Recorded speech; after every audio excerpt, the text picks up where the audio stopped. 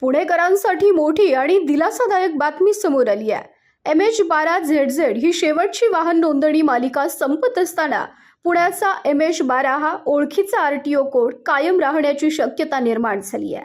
केंद्रीय राज्यमंत्री मुरलीधर मोहोळ यांनी केंद्रीय मंत्री नितीन गडकरी यांची भेट घेत पुण्याची ओळख असलेला MH12 कोड बदलू नये अशी मागणी केली आहे। यावर नितीन गडकरी यांनी सकारात्मक प्रतिसाद देत आवश्यक त्या सूचना दिल्या जातील अशी ग्वाही दिल्याची माहिती आहे।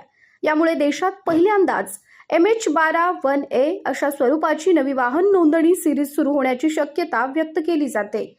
यापूर्वी पुण्यासाठी MH61 सिरीज लागू होणार अशी चर्चा होती, मात्र आता त्या चर्चांना पूर्णविराम मिळण्याची चिन्हे आहेत। पुण्याची ओळख असलेला MH12 कोड कायम ठेवण्याच्या निर्णयाकडे आता पुणेकरांचं लक्ष लागलंय।